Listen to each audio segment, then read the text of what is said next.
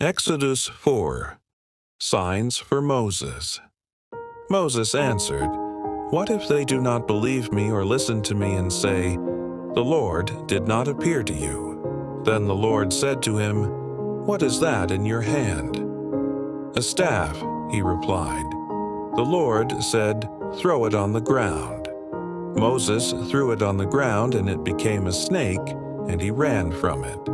Then the Lord said to him, "Reach out your hand and take it by the tail." So Moses reached out and took hold of the snake, and it turned back into a staff in his hand. "This," said the Lord, "is so that they may believe that the Lord, the God of their fathers, the God of Abraham, the God of Isaac, and the God of Jacob, has appeared to you." Then the Lord said, "Put your hand inside your cloak."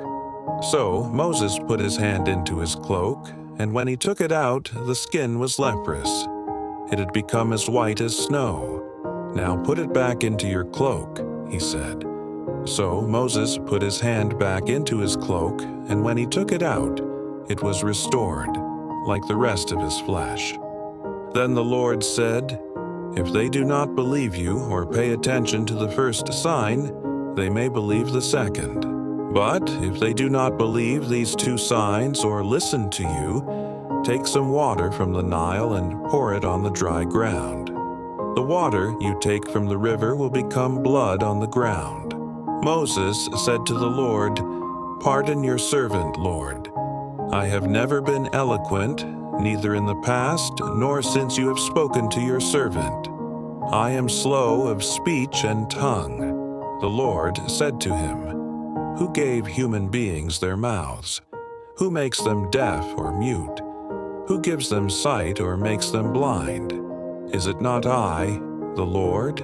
Now go, I will help you speak and will teach you what to say." But Moses said, "Pardon your servant, Lord.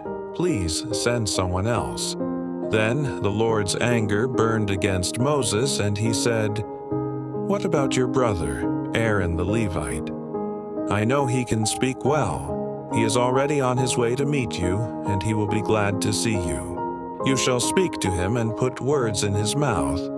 I will help both of you speak and will teach you what to do. He will speak to the people for you, and it will be as if he were your mouth and as if you were God to him. But take this staff in your hand so you can perform the signs with it." Moses returns to Egypt. Then Moses went back to Jethro, his father-in-law, and said to him, "Let me return to my own people in Egypt to see if any of them are still alive." Jethro said, "Go, and I wish you well." Now the Lord had said to Moses in Midian, "Go back to Egypt, for all those who wanted to kill you are dead." So Moses took his wife and sons, put them on a donkey, and started back to Egypt.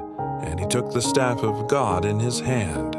The Lord said to Moses, "When you return to Egypt, see that you perform before Pharaoh all the wonders I have given you the power to do. But I will harden his heart so that he will not let the people go. Then say to Pharaoh, 'This is what the Lord says: Israel is my firstborn son. And I told you, let my son go so he may worship me. But you refused to let him go, so I will kill your firstborn son.'" At a lodging place on the way, the Lord met Moses and was about to kill him. But Zipporah took a flint knife, cut off her son's foreskin, and touched Moses' feet with it. "Surely you are a bridegroom of blood to me," she said. So the Lord let him alone. At that time she said, "bridegroom of blood," referring to circumcision. The Lord said to Aaron, "Go into the wilderness to meet Moses." So he met Moses at the mountain of God and kissed him.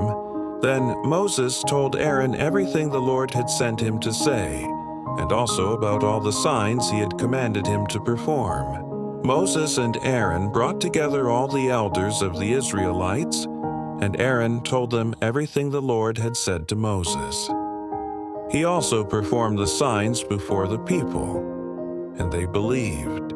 And when they heard that the Lord was concerned about them and had seen their misery, they bowed down and worshipped.